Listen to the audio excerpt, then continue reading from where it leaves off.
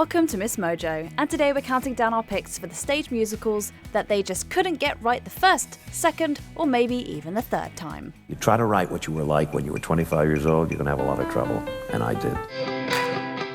Number 10, Lestat. Bringing the blood-drenched and sumptuous world of Anne Rice's The Vampire Chronicles to the stage is a tall order. Elton John and Bernie Taupin tried to get the musical Lestat to a good place before it got to Broadway.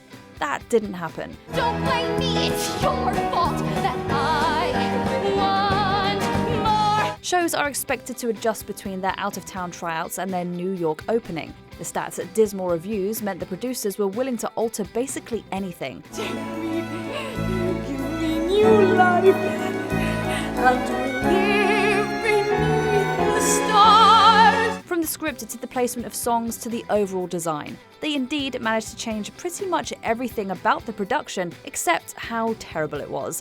It closed after 2 months. I wash my hands of your charade and celebrate your fall from grace. Number 9, Dracula, the musical.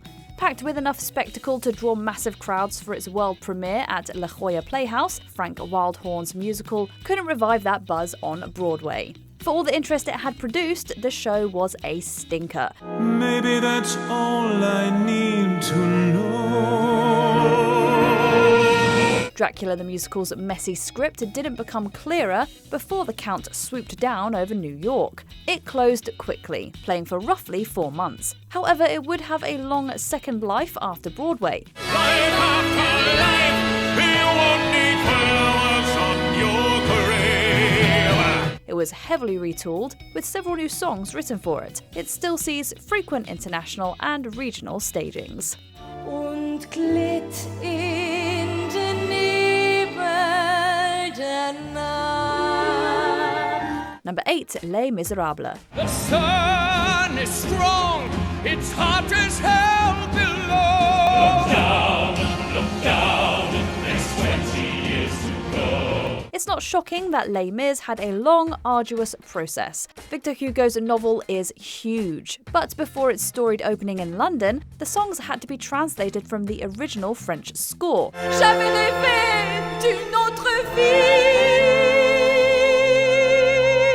Lyricist Herbert Kretzmer completely rewrote many of the lyrics from scratch to create the English language version that debuted in 1985. A 2006 Broadway revival also brought back several lyrics that had been cut from the original New York and London productions. Years after its London opening, the long-running show was once again restaged and revised to appeal to a modern audience.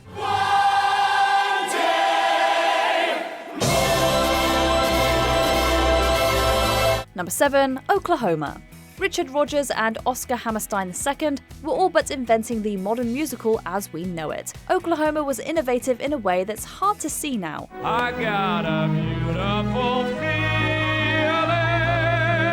everything's going my way. Musicals didn't often have songs that furthered the plot. In fact, the pair were against doing things by the book, which notably meant no show-stopping numbers. During its New Haven tryouts, if a number was so well received by the audiences that it seemed to stand apart from the rest of the show, it was reportedly cut. She likes you. Quite a lot. Yeah, if she liked me anymore, she'd sick the dogs out of me. Doing something new required a lot of trial and error. We can only imagine how much. Oklahoma had a long, winding road before it made its history-making Broadway debut in 1943.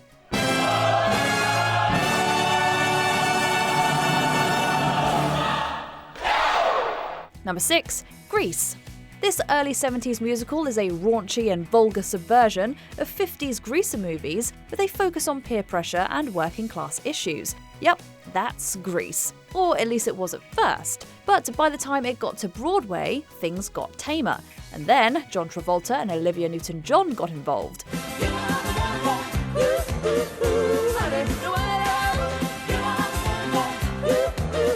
Much of the 1978 movie's success came at the expense of many of the Broadway show's risque humour and its ensemble cast. It also added several unforgettable songs that were too popular not to add when Grease was revived.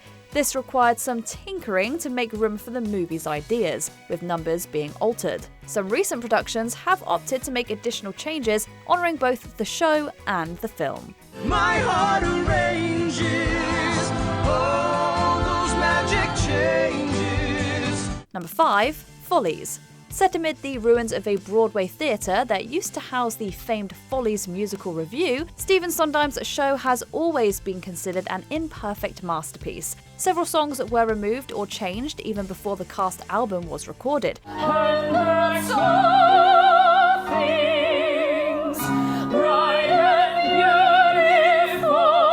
Since its 1971 Broadway premiere, the script has seen numerous versions. Each major production seems more like an attempt to fix it than to revive it for new audiences. Spend sleepless nights to think about you. In a weird way, the show's nostalgic and ethereal quality actually lends itself to never staying the same. It's about life's ghosts, and how the past is never quite what it seemed. Like the Follies in the story, it continues to transform with the years. Lord knows at least I was there, and I'm here. Number 4. Merrily We Roll Along. This was long considered a show with great music that never quite came together at the script level. What about the book? What about the book? Nothing. Are you working on the book? Yes. Good. No. Mary! Right, I know. Yes, me and Balzac. The story is told in reverse chronological order, which already made it hard for audiences to understand, but the darker tone and heavy themes required some fine-tuning. Without the budget for out-of-town tryouts, composer Stephen Sondheim, book writer George Firth, and director Hal Prince had to do most of their changes in Broadway previews. It was a chaotic period of revisions. I just didn't feel for these characters. Plunks, lurches, and on several occasions faints dead away. I've never seen rows of people leave. Subsequent productions sought to fix the things that made Merrily We Roll Along a flop. Many felt that goal wasn't achieved until the Tony-winning 2023 Broadway revival. Our turn coming through. Me and you, pal, me and you. Number 3. Chess. We have never heard such an ovation. Who could not disturb such dedication, skill, and guts? A model for the young beginner. Long before they worked on the smash hit Mamma Mia, ABBA's Benny Andersson and Björn Ulvaeus teamed up with Tim Rice on this Cold War musical, musicalizing the story of an international chess tournament set against tensions between America and Russia. Chess has never quite come together into one definitive version. It's been seen all over the world, and every version features a slightly different script and staging. Everybody's playing the game, but nobody's rules are the same. Nobody's on nobody's side. Character relationships, locations, subplots, and whole songs vary from production to production. In effect, you could see chess in 3 different places and have very different experiences. One night in Bangkok and the tears got stumble. And be too careful with your company. Number 2. Carrie. Even a fan of this ill-fated musical based on the Stephen King novel about a telekinetic teen's prom night revenge can tell you it's a little weird. Doesn't anybody think that I can hear? I hear. Especially when I've got him screaming in my ear. I hear. Carrie is one of Broadway's most notorious flops. Even before it tanked in New York, it underwent massive rewrites. Songs were written, removed, added back in, and then removed again. I dream, I drown, I wait. Every day, I just pray. Every move I make is right. The script has been revised again since. In fact, there seems to have been a new change nearly every time it's staged. A 2012 production was praised for how well it retooled the troublesome show, but it's yet to return to Broadway since that disastrous 1988 run. Father, don't mistake her. Father, take her. Cleanse and purify her with a fire and the power. Before we continue, be sure to subscribe to our channel and ring the bell to get notified about our latest videos. You have the option to be notified for occasional videos or all of them. If you're on your phone, make sure you go into your settings and switch on notifications. Number 1. Spider-Man, Turn Off the Dark. It's hard to know where to start with this one. Well, Spider-Man Turn Off the Dark is the biggest, most expensive production in Broadway history.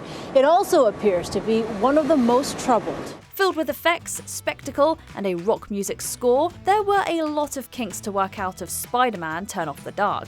Actually, there were so many kinks that the production had the longest preview period of any Broadway show. It played 182 preview performances and still wasn't truly ready. Last week, the show's opening was delayed for 4 weeks. The stated reason? Creative changes. The premiere kept getting delayed by months, with rewrites and stunt work having to be reworked constantly. That's to say nothing of the multiple injuries that made the show a punchline across the theatre world. Sorry, Seth.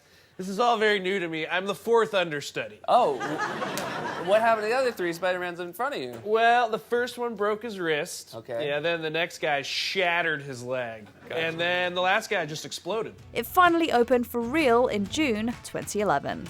What musical do you think could have used some revisions? Let us know in the comments. I'm a $65 million circus tragedy. Actually, more like 75. Do you agree with our picks? Check out this other recent clip from MsMojo and be sure to subscribe and ring the bell to be notified about our latest videos.